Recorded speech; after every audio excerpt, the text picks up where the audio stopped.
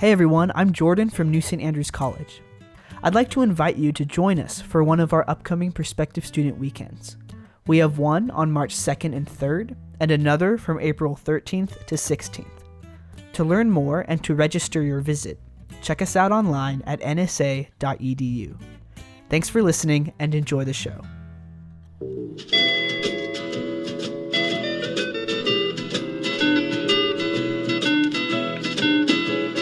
Hear the world calling, but son, don't you listen. They're only trying to drag you back into prison, that's right. Welcome back to What Have You. I'm Rachel Jankovic, I'm Becca Merkel. and we've been reunited in the car in front of my house. No doubt Shad will pop out in a minute to interrupt us, but Most likely he will. yes, but anyways, we're back. Yes. Becca, what have you been doing? Traveling. I'm literally back. Yeah, we got back late last night and had a lovely trip, sort of a whirlwind trip to Texas. Mm-hmm. Oh, I'll tell you though. The bad news. The bad news is that I have come back remembering that I need to make some stained glass. That is like the throwback to 20 years ago? 20 years probably ago? More. It was in high school. 25? Were you in high school 25 years ago? That when can't was be. I? 20 years ago. You've had your 20-year How reunion, old are you? right? Have you? I don't think so. No, I guess it would be this year. This year. You're hitting 20, which would mean... We're so old. But I think I was in high school when I felt like, oh, that's something I should know about. So did a little stuff there. But then when I was down in Texas, the lady I was staying with very kindly took me downtown to see some shops. And she had done some stained glass, which reminded me, oh yeah, that's a thing that I should do. And then we went into the glass shop and it was like, darn it. This is something I need to do. It's true that people do a lot of horrible things with this craft. It's like weaving. You can't find me objecting to crafts just because people do horrible things. That's my great, haven't I said this on the podcast? It's my great argument for learning more than one skill.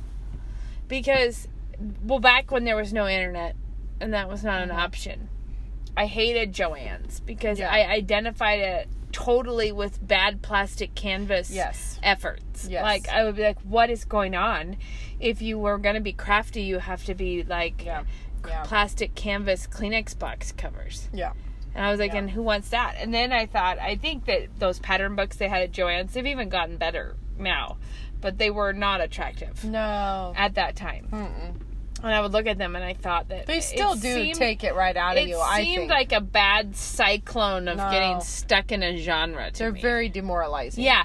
And for me, it was a major moment when I suddenly caught a vision for what if you knew how to do lots of things so that you could make what you wanted rather than being like, I want to make something.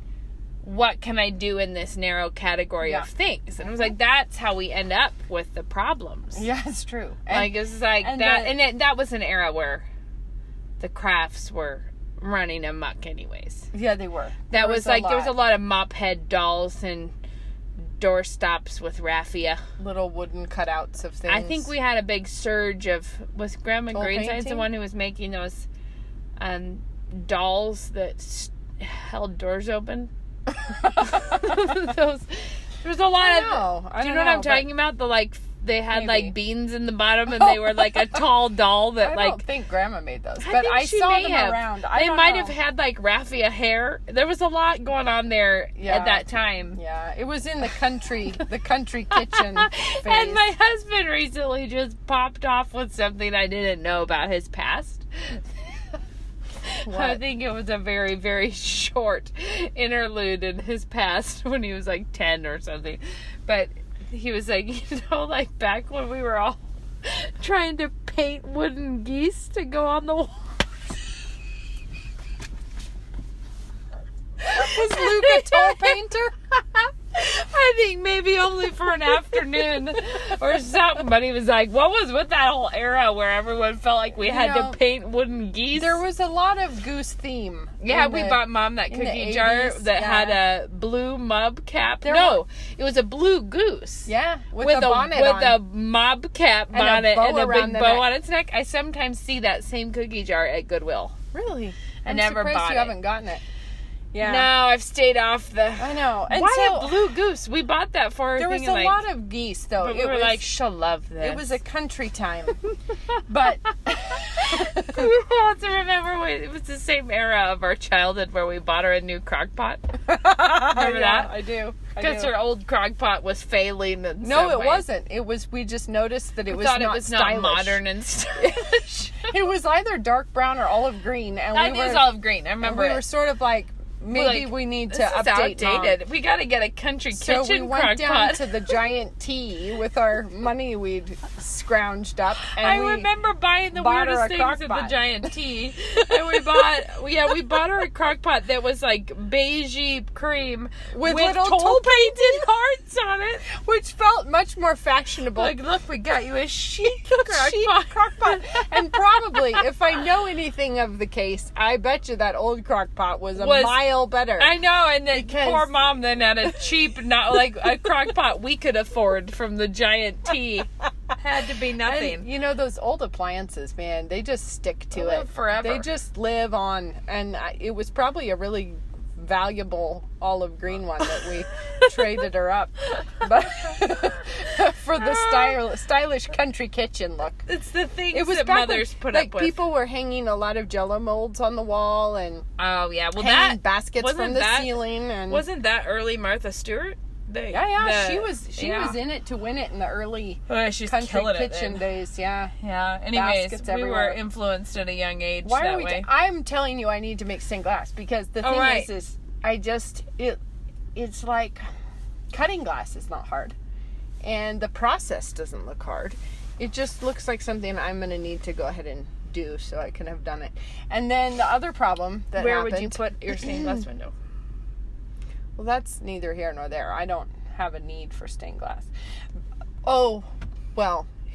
Back up on that again. Think of, you have no need for anything that is stained glass. You don't actually need dish towels, but you're making them anyway. I do need them. But they're easy to come by in other other ways. They aren't. Yes, they are. You get on Etsy and order a $35 dish towel. And you can have one that's homemade. $35. I like to spend a lot more than that on You like to spend a lot more time. No, I love it. And I'm just saying you should understand that the need but I don't need them. I'm just saying, wouldn't you do something wouldn't you? Okay, here's why it appeals. Part one, because I want to have tried it. Well, I have tried it before, but what I was trying was where you buy the strips of lead and you insert the glass into it. This is like the copper foil method, which I would like to try. So I just want to have done it. That's the first part. But the second thing is when people mostly make horrible atrocities when they make it, it just makes you feel like surely this could be done better. Like this could be, not all of them. Some of them are really beautiful. Obviously stained glass, there's a lot of beautiful stuff. But you know what I mean about yes, I do. The kind of kitschy stuff that people whip up. Anyway, I've been having the same struggle. To try the same parallel struggle with wool applique because they're very pretty some of the time. Like sometimes it's like, oh, that's really lovely, but they're all like kits. Like if you go to look for it, it's kits, and then there will be like 2 or 3 blocks in a project. Like say it's like a wall hanging. I've never made a wall hanging, and I feel a little sensitive even about the subject of wall hangings, but they are lovely sometimes. So I'm like contemplating this issue, but like if you like 2 or 3 of the blocks out of 12 or 16, it's like not worth your time. Just my do word. Your own, so then you start thinking of doing your own, and then pretty soon you're like, why do I care about this? Why am I trying to custom craft a wool applique? But see, I do have one stained glass window in my house, and it is over our front window, and it's original to the house, so it's Victorian, and I've never been very fond of it. It's like it's too busy, and it's got too many colors. Does it have grapes in it? It has grapes, and I don't like it's actually when it's night and you are looking at it from the outside and the lights are on inside, it's a pretty window. It actually is. But it's just, I don't know, it doesn't really do it for me. And if I had designed it, I wouldn't have made it nearly so boisterous as that. It's just too many colors. And anyway, so part of me is like, I don't know. And I do have one, well, I've got a couple leaded glass windows that, one, somebody shot a BB through it in times past. Nobody in our house. It was, we got it, the house came with multiple BB shots. So in order to repair the window, like I could take the window out and repair it, but each piece is beveled. And so you have to like trace it on a piece and you have to send it away and somebody will bevel it. So if you want to know, yes, I have Googled beveling your own glass. Turns out it looks like the sort of thing I oughtn't to try. Turns out. So that's where I've stalled out. Is like, wouldn't a local place do that? No, they don't do beveling. I've checked. No, you have to mail it off to someone in another state. And even this shop that I went to in Texas, they mail them off to Houston to somebody who does beveling. So, anyways. Glad that we could, everyone, if you want to bevel a glass, you have to send it away. Yeah. Now you know. So. Unless you live in Houston. Then you could have it done locally. So, changing the subject. I don't know why. Because changing the subject from this. Clearly, miscellaneous stained glass is worth our time. It's compelling. It's compelling. It might be worth our time, but not the listeners. So, this is something that I was thinking about. That is a random thoughts about life. You know when you feel like God moved you on to the next grade? Yes. When you just, you're like, wait, our baseline just got elevated, and now... The treadmill got turned up. It got turned up, and now you have to run faster. Gus, and there's no brakes, and you're wondering if you're going to die or get in shape. Yeah, and if you're running as fast as you were last week, you'll fall off the back. Right, like God is obviously telling you to step it up. Yeah. So when, in such a time of crisis... You flop and fall off the back? Yeah, when it's one of those moments of like, are you kidding me? I would like to quit now. No, thank you. Let's not do all this. Let's not be overwhelmed anymore. Let's not have these problems. Well, I was just thinking about how tempting it can be to start curating your problem more than actually accepting and moving straight through it with solutions. And what I mean is, you're like, here's all of my problems. Here they all are. This is the way it would happen in my house. And you kind of put them under a cheese dome so that you can... You're like, look at that disaster. And you're like, nothing. So this last week, Luke had a couple trips, or I don't even know when he had the trips. He had a couple trips in a row. And one of his trips corresponded with the time our dryer wasn't working. So it was just the kind of time that I have so much more respect for how much laundry I'm doing every day, just because I had to lug it all down to the laundromat. I talked to you on the phone. And it was wet, which makes it 30 heavy. Times the weight. So hauling the buckets in and loading it up and folding them, it was like 2 hours of strenuous exercise to just do what I do, normal load. Anyways, so it was just sort of one of those times. We also have 2 girls playing basketball, junior high basketball. So there's just a lot of stuff on the schedule. A lot of be here, do this, edit this composition. And then there is the nonstop, the fact that I have children who are hungry all the time. It's the funniest thing when people are just like, what's for dinner? What's for snacks? What's for lunch tomorrow? And they're being perfectly fine that they're asking you these things. And yet you're like, nobody asked me anything about anything that I might be responsible for and haven't figured out yet.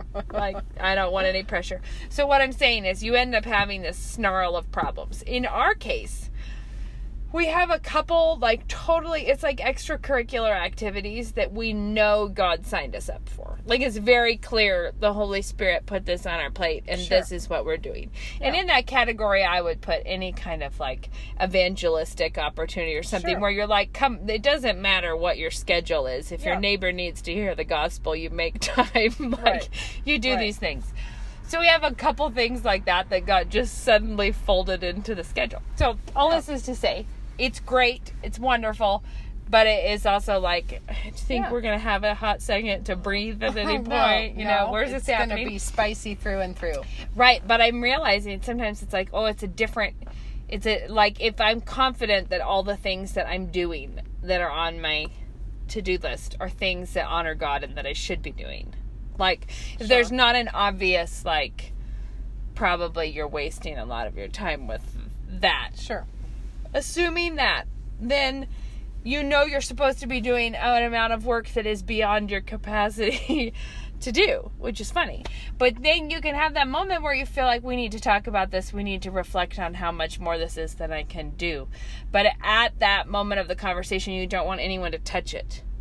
Like, when they're like, how about we just, and you're like, no, don't.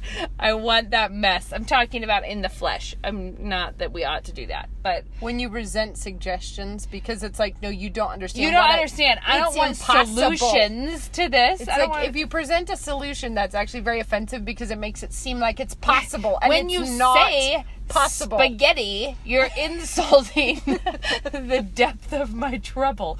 You don't understand how big the menu problem is. Spaghetti is no answer.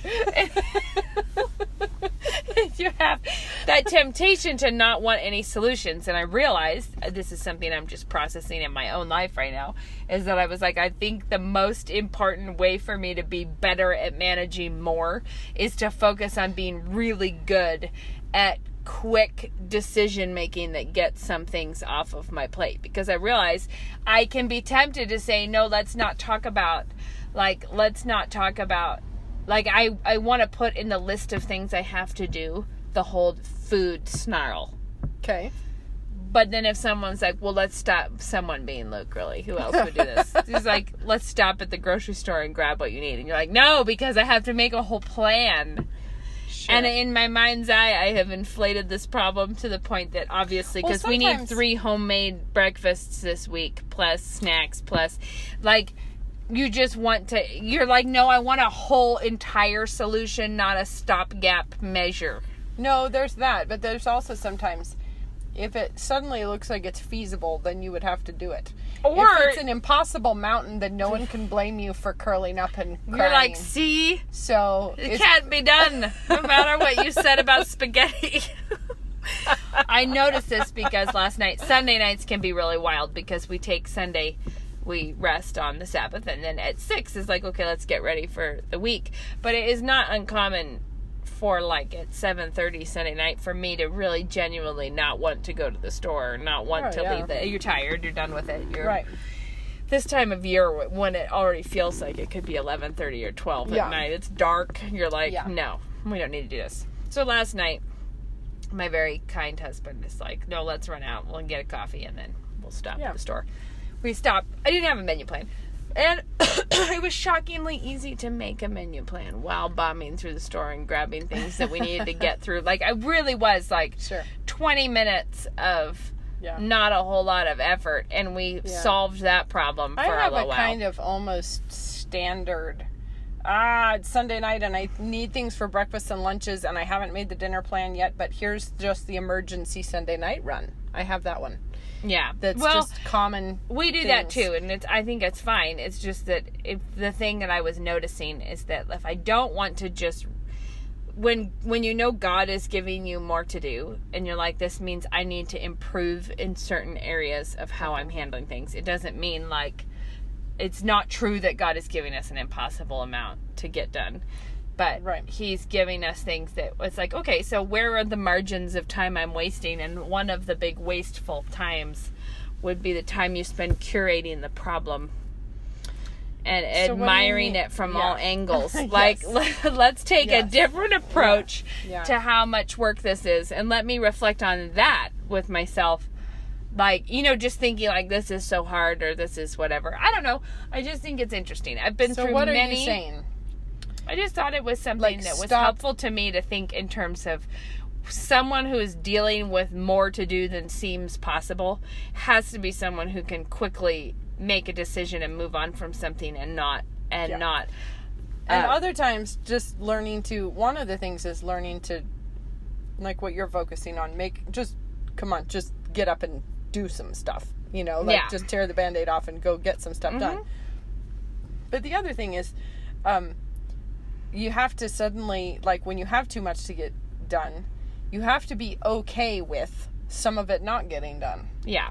And that means not having a big mope festival because the things you had envisioned you doing in January didn't actually materialize in January. I was just telling my husband, I'm like, the thing is I feel like if you live the kind of life that is really productive and that you got a ton done, there's no way that you didn't spend an awful lot of it feeling like you had too much to do. Do you know what I mean? Like if you're really doing as much as you could be doing, then you should always be up against your own limits, in the sense that you should always be noticing.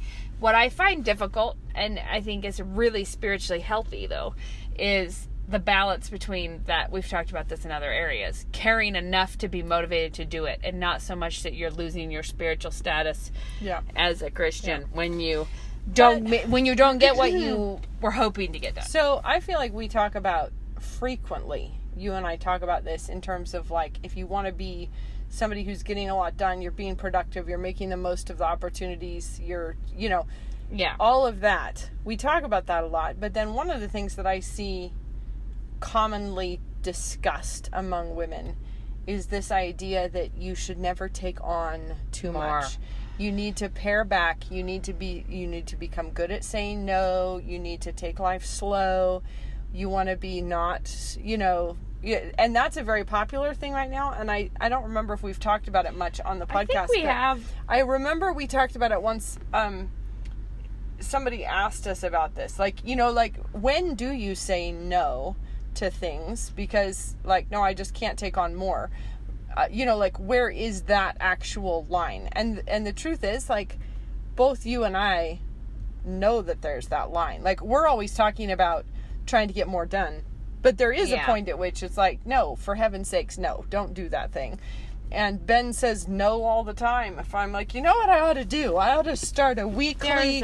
Ben will be like, no. There is a whole genre of things that I not only do I not do, but at this point in my life, I refuse to even consider doing it or feeling bad that I'm not doing it. But those are things that I think just don't align at all with my gifts, and they are not worth the pressure of trying to get that done. It's just not worth it. It's not the right thing for me to do. But we do constantly reevaluate what our priorities are. What am I doing? Yeah. So anything that's outside of the homemaking, housekeeping fields, we constantly reevaluate. And I do a lot of stuff that is leisure activity. I working on my needlepoint project that Luke got me for Christmas. I probably do something on that every day. Okay. So when I'm talking about I'm at the end of my rope, there's a lot of things in there that are sort of bonus rounds. Mm-hmm. It's not like I have to be making homemade bread and that's a family commitment issue. No, but here's where I think people tend to feel the pressure. Is it seems like a lot of times it's church commitments when they want you running the nursery, they want you bringing stuff to the evening get-togethers, they want all of those things, and then women feel guilted into it, and they feel like they're already maxed out and they're already doing all this stuff, and then I have to. So when they're talking about saying no, it's like saying no to coordinating the soccer party, or it's stuff like that. And so what thoughts? Give me your thoughts on this. Well, one genre of thing that I haven't done, that I think is noble work that other people are doing, but that I know it's not me. It's not for me right now. With our kids at school, there's a thing you can sign up to bring coffees to teachers on Fridays. Yeah. I know that that it would end in screaming panic to load everyone in the car, and I forgot to get the coffee, and what coffee was it that this teacher likes, and how am I gonna? it is not my life right now that I'm out running errands unencumbered normally, and I could easily grab a coffee and take it to someone. That doesn't mean it won't be at some point. It's just that it's not worth it right now to put that on my schedule. And so I would add that when there's things like that, You feel free to just not be guilty about it. And you just think, like, yeah, I that's not going to work right now in my life. That's not going to be good. Then don't sit there feeling like the worst mom on the block. Like, don't worry about it. If you can't do it, if it's not a true, like, spiritual obligation, which actually taking care of your family and being in charity with them, that is a spiritual obligation. And so, like, don't feel like if you didn't sign up to bring treats to the book club for your 7th grader, that you are failing as a Christian. I will say, though, that I'm not sure how much women actually, well, maybe I'm getting far afield here. I just want to say at least a large portion of what women talk about being mom guilt is not really mom guilt. It is mom begging for affirmation from other people. You know, can we just pause a moment and say, I don't know what you mean by mom guilt, but that is such an unsavory thing for people to do. It's when you're when people talk about, I'm saying, I don't know how many women are actually feeling guilty that they didn't hand make Valentines with their preschooler, but by bringing it up and telling everyone how guilty they feel about not doing it, they're begging everyone to affirm them and tell them that they're amazing and you're so... And this is so bad. I hate when people are like, oh, I just look so fat, so that everyone say, no, you are beautiful. It is like... It's like a call and response. It is. Because I had a friend once who would do this. She's more of an acquaintance, but she would flatter me beyond, like, where I would end up looking at her with that emoticon flat face, because I'm like, I know and you know that you're not telling the truth. You're just right fishing now. For a compliment? Yeah, she's just like, you are just such an incredible artist, and you're just so, and I'd be like, like, and the only reason she would say that was to toss me a big lobbing softball that I would hit back of, like, no, you are an amazing artist. No, you're much better than I am. Which I also knew to be not the case.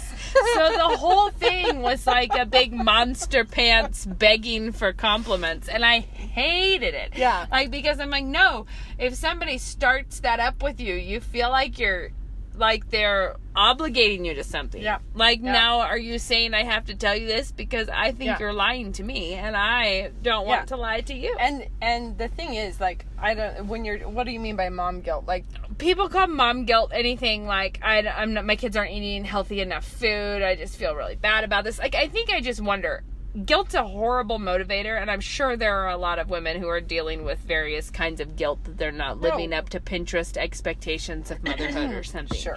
But I also think it's more of a transfer of goods that's going on between moms and anything else. There's also the sort of humble brag that happens, where if you come forth saying, oh, I just feel so horrible because my kids had to eat PBJs on store-bought bread this week. Then it's a way of... That's that logical... It's that, what is it? It's the fallacy that says something like, he came in sober today. But it's like an inverse version of that. Sure. Like where you're saying you're implying something that is... You know what I'm talking about. Yeah. But I just mean, like, there's a way of you sort of exhibit your guilt in such a way as to make everybody go, oh my word, she's incredible. In which case, it's probably not real guilt. It's probably just another kind of transfer. The humble going brag. On. Yeah. It's basically doing the, like, oh, my waist is just so tiny that I have a hard time finding pants that fit. I can't find belts. There are no belts that will cinch in this tight. But you know, when I have such... Do you have an 18-inch doll belt I could borrow? My cheekbones just make it really difficult when I'm trying to style my hair. You know, it's like... I actually remember... Yeah, that is really funny. But so anyway, it's not that. I think these natural, beautiful curls that I have are... I know! But women are amazing at this. Okay, hey, just to be clear, I don't have any natural, beautiful curls. My hair is a straight pancake. No, but when people put on... I'm saying I wasn't speaking in my own voice. They put up my hair just came out of bed looking like this morning. Shoot! Too bad I look so great today. I know. So my feeling, though, is that there's all kinds of different ways to get involved in the economic transfers of encouragement that like, sometimes they're it's just guilt, self-serving. Sometimes they're just, the whole goal is not to give to people, not to build people up, just to get something that will make you feel better. Yeah. And so I'm not talking about those things, but you're right. Those are all the like weird little sort of outposts around it. But I mean like women who genuinely feel like if I say no to this thing, then I'm a bad then I'm church member. Less than someone like else. I'm not doing the thing I should be doing. And I feel like part of me, I suppose it depends on who's asking and what it's about. It does, but because like, if someone's really genuinely not getting stuff done, and then someone's like, how about you do more with your life? And then and you're like, no, I'm having self-care right now. Yeah. The thing is like, I think we both have a tendency to feel like we had better be getting some more stuff done. We've got to, hustle and bustle and get it done. The clock is ticking. We don't encourage one another to pare it back and take more deep breaths and calm ourselves down. We don't tend to do that. But I do think that as a culture, we do not err on the side of working too hard and getting too many things done. As modern women. Sometimes we fritz ourselves out on leisure. Yeah, we do. We do. There is that. It's possible. But I just mean, like, let's just take a moment to think about women in other centuries, I don't think that our group of modern women are actually failing because they're working too hard and they need to take a time out. But but obviously there's so much room for that all over the place because lots of women are working really, really hard. But so that's the thing. It's like sometimes I feel like I'm not so much. I like to assume get on that there's your a pony certain and ride. Right, that there's like a certain speed you should be going, and that Lord willing will just keep learning to be more and more effective and strategic at that speed. Because I don't think you can like just become superhuman. No, and anytime we've talked before about how you're like, well, anytime my big resolution involves me just being way more awesome than I am. Or just being a totally what if different I'm person. just super energetic this next year? Yeah, that'd be awesome. That'd be good. But so like I remember one lady asked us, but what about like if you just had a baby? Would it be okay? And it's like, oh, good heavens. Like, yeah, we certainly... Yeah. If you're the kind of person... I joked when she said something about that I think I had friends who were like, yeah, you basically are gone from the world when I have a new baby. I'm like... I'm busy. Yeah. I am not... I do think that this is that thing of, like, you want to run fast and you want to cover a lot of ground and you want to get a lot of stuff done. But you also have to be able to measure it and say, yeah, this is not... Oh, you have your seat heater. Sorry. Yeah, it's okay. You want to be able to say, like, this is not the phase. Like, we went through a little stretch where it was like, this is not our hospitality phase right now. We just can't. And there's no sense in me then...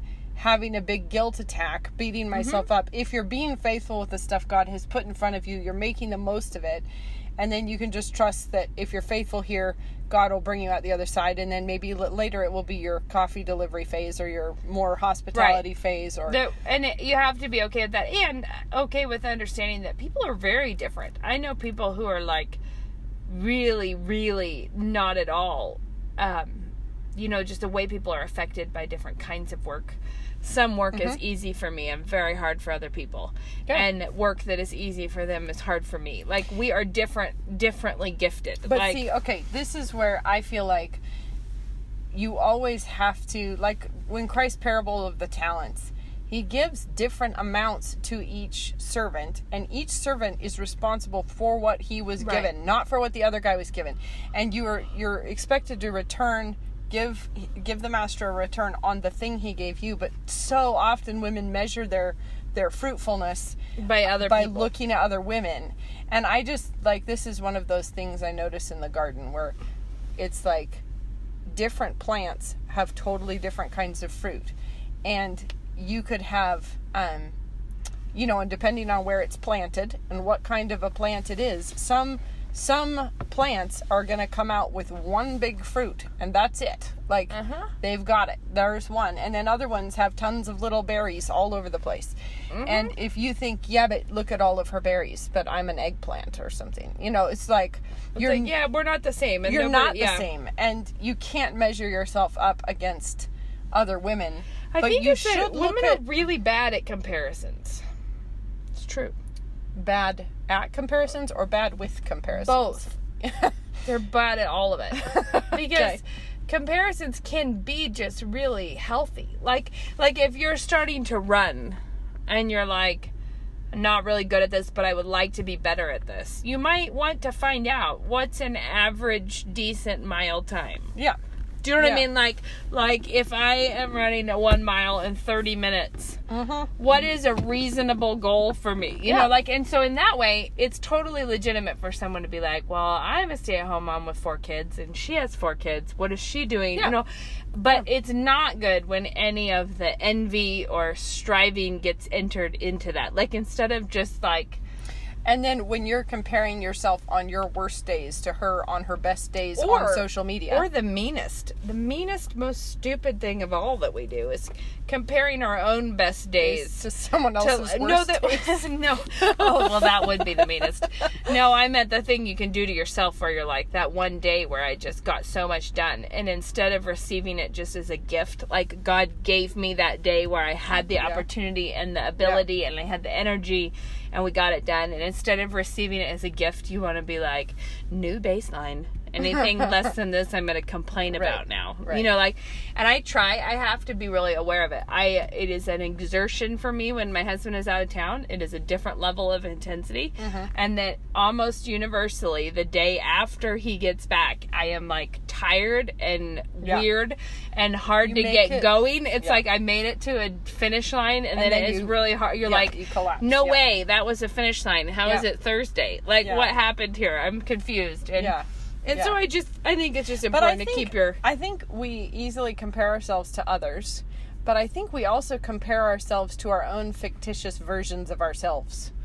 You know, like we have this sort of ideal me in our heads, and then we hold ourselves up to that. And so it's really struggling with realism sometimes. Yeah, like we're not gifted at But it's also, the other thing is, you know, I love that bit in The Horse and His Boy where the lion. Bree is running, and then the lion comes, and he finds out later, it's like, no, you weren't actually running as fast as you could. You thought you were, but you weren't. That's why the lion had to come behind you. The lion had to come behind because you weren't able to get yourself there, and I think that very often we think, oh, I'm just so maxed out, I'm just so exhausted, I'm just so overtaken with all my duties, and then...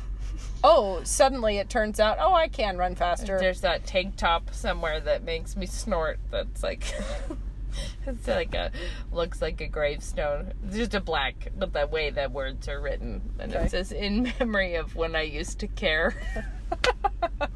I know that mood where you're like, somehow I burdened myself all the way out and I am unable to generate any enthusiasm for this task. Yeah. But I know at another time I did care about it. I was going to say, a lot of the things that I have to work to get into my schedule that I do because I care about them, like right now I have the needlepoint thing going, or knitting or weaving or things like that. Those don't fit naturally into a busy life. Like I have to actually make an effort to do those things. But one of the things that I notice is actually, for me, that is like the I don't even know what they give marathon runners on the side of the road when you're running by and you grab. It is actually a really refreshing short break that is really helpful for me in maintaining endurance. I am really bad at that because I am not naturally a multitasker at all. Like I'm 100% in and then I'm 100% out and not interested in it right now. And so like it's actually a huge effort for me to plod along at something. And so like I don't know if it's natural for me. Maybe no, it is, but I have been working hard on doing that for a long time. But everybody generalizes and says, oh, but women are multitaskers and men are single-minded. And I think like, maybe, but I'm a man. I don't feel the natural ability to multitask. Like I can immerse myself in a project. Yeah. And I can stay up late to finish the project. And I can throw myself all the way in. But like setting aside 10 minutes to just do it a little bit today and then a little bit tomorrow. I think weaving and knitting are nice because they are kind of naturally geared to be, you can pick it up and you can set it down. When Lena was little, I realized sewing was not for me because I would get all the fabric all out on the table and you like pin on all the pattern pieces and then you're like, whoops, it's dinner time. Gotta wad that back up. And then it was so much effort to get it out and put it away that I wasn't doing it all the time. But that was when I really got more into knitting. But it's easy to fall out of doing something, even though I've been doing it now for a long time. It's easy to fall out of something and not come back to it for too long. So I have a big basket that's like my project basket, and I will make sure like I have to touch it every day. And I'm like, I don't care if I only knit like 10 stitches. I pick it up every day at some point and then put it back down. And the thing is that has the effect of keeping your mind, like you come back to it, you see it, you're like, it, but it also helps me, like my husband knows me well enough now that if I am antsy in an evening, he's like, so don't you have any knitting? Like, like he know, and like I actually start to really feel like I am like being deprived of something if it's been a while and I have not done anything. And I think probably the projects that I currently have going, it's not like you can just go lay 3 or 4 tiles and then put it away. Yeah, but what's funny is that I've even gotten to a place in my crafting life where I actually have projects designated for specific kinds of moods. I have projects. Great. That is organized of you. It's not organized. It's happened in a pretty organic way, but I like to have a mindless knitting project, something that's just work that's repetitive, and then I like to be doing something that takes more, something that's new or takes more focus or mental energy to, like, that's the weaving for me right now. I have to pay a lot more attention. I don't mindlessly weave yet. Sure. Yeah. So I have things that's like when I have energy and time, I might work on this for a minute. When I'm just zonked out, I'll just knit around on this sock. Yeah. I'm in the like screaming shriek of deadlines kinds of like so for instance, I would not right now be able to get out something to sew because I'd be like, are you kidding me? I have to, like, I need to clean out my attic. I've got so much stuff I need. Like, it would feel frivolous to me to sit down to sew. However, when suddenly it's like, and my daughter wanted me to sew her a dress and the dinner is this Friday, then suddenly it has forced itself to the top of my list, and now I don't feel guilty about the attic because I have to, like, it's the press of the deadline that justifies it for me. So I really need to, I feel like I just need to get over the hump a little bit on my crazy life. I like it because I would keep my knitting, dishcloth knitting stuff. I haven't done this in a while. I would knit dishcloths, but I would keep them in the glove compartment. Yeah, that was smart of you. But it feels like knit dishcloths are just falling from heaven because you're actually doing it in a time that you were doing nothing else. If only I knitted, then I would be able to do that. In fact, there's always time. There's always time you could learn. I know someone who could teach you. It's true. No, like, I love the idea of just like, I'm going to just set aside a few minutes a day and I'm just going to sit down and sew a little seam. But for me, it's like, nope, once I'm in it, I'm in it. One of my favorite things that people say epic things about handwork. If you do handwork, I'm sure you've had people say epic things to you. One of the funniest to me is how often people tell you that they don't have time for it. But oftentimes it is when they obviously have the same time that you have. Because you're both sitting you're both sitting in the waiting room at the doctor's office and they say to you, I really don't have time to do that. And you're like, really? You just have, this is your Candy Crush time? Do you know what I mean?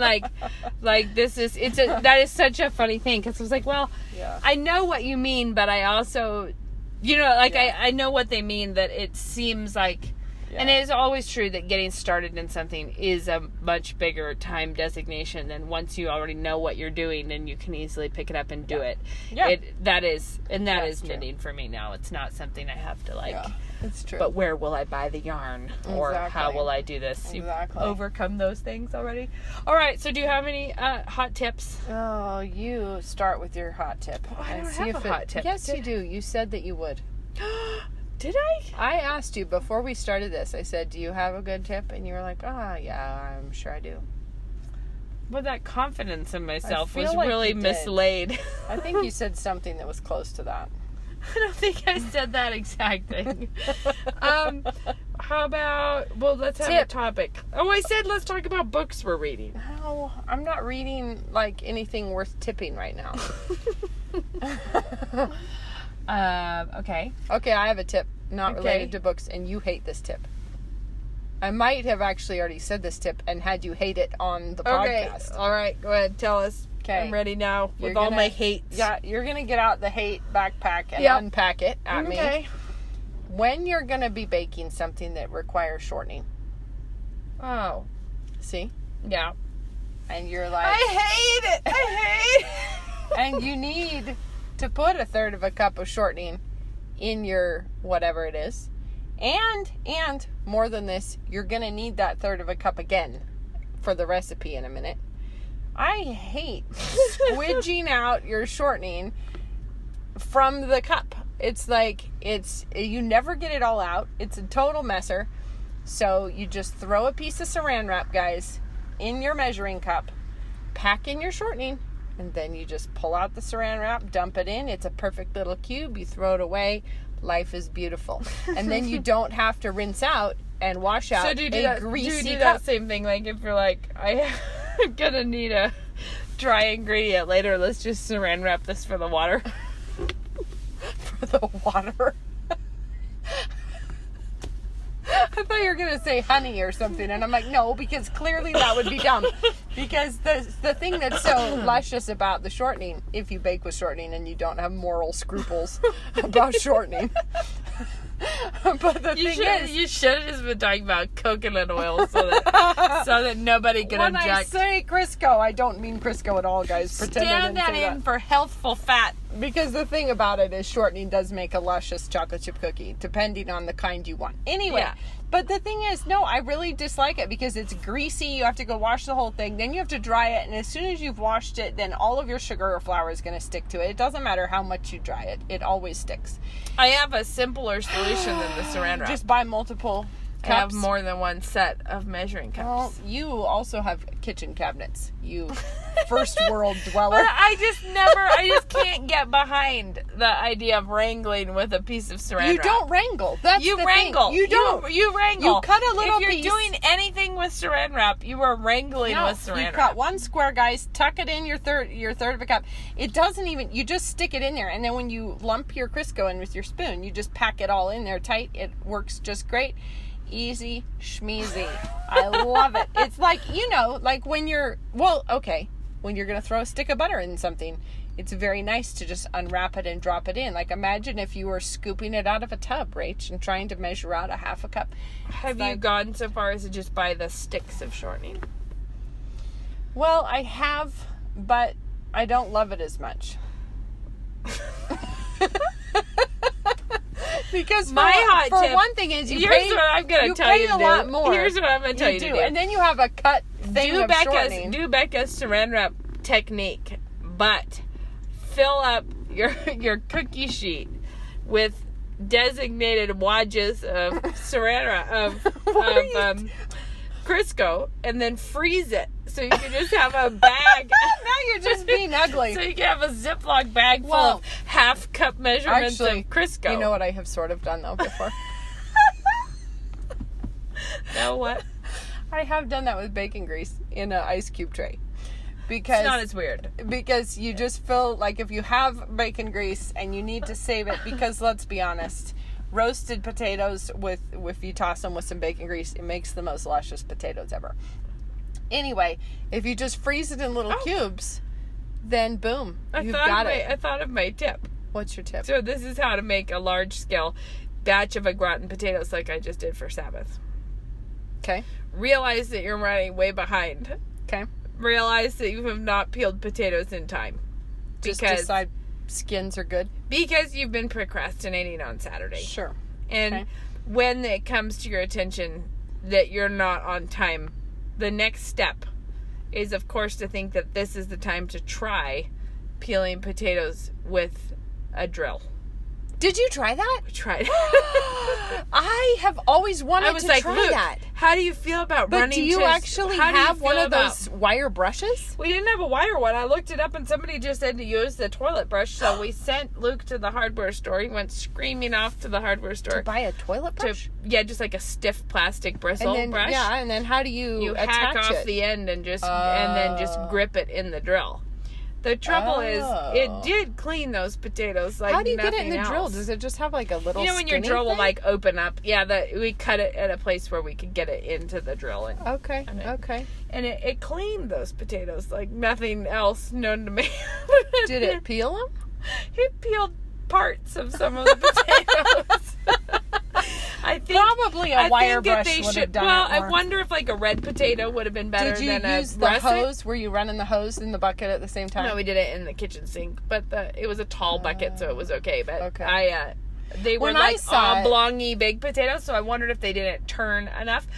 But they did get so clean that peeling them afterwards was a real breeze, but it was not what I wanted to do with them. It did peel them in parts. I think if they were rounder, and I think if I bought a wire brush would for sure have done it.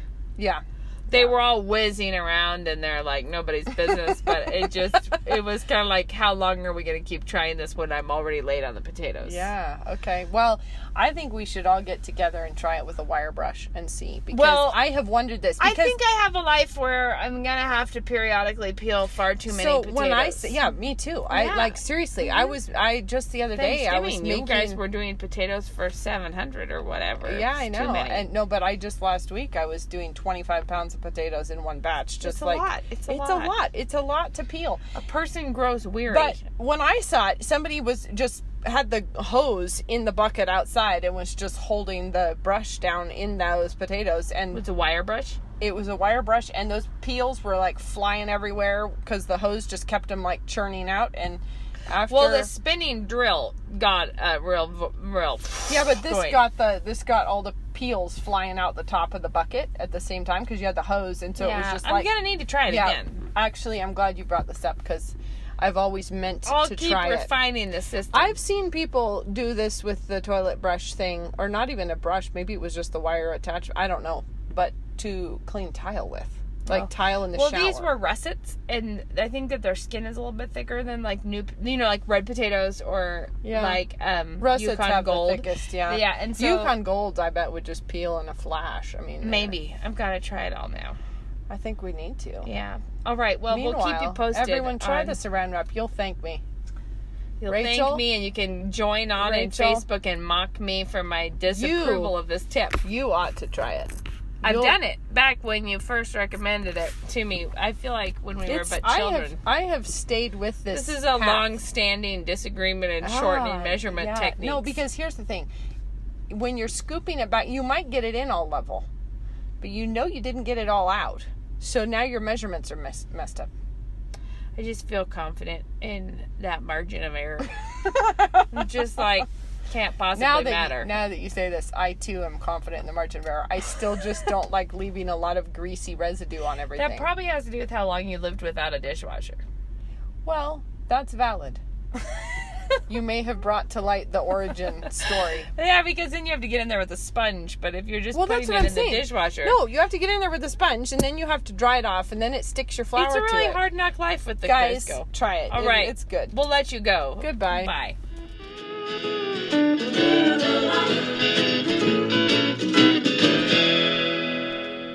I'm a 2009 graduate of New St. Andrews College, and I'm a commercial property manager. 3 kids at Logos, 1 at home still, and I do flowers on the side out of our house. When you have these little people that you're responsible to shepherd, you realize I need to know what I'm talking about because they need to have a firm foundation and they need deep roots so that they don't get blown over and that they're ready to stand up for the truth. I am a programmer. The language aspect of NSA is a fantastic preparation for any sort of programming. I'm a real estate broker here in town. I think absolutely the perfect education for being in sales of really any kind. I actually put it to a lot of great use when I was working in the political realm. I am a pastor in Central Coast, California. Whatever vocation you take, it'll make you take that seriously because you're seeing it through the lens of the sovereignty and lordship of Christ. To learn more, visit us online at nsa.edu.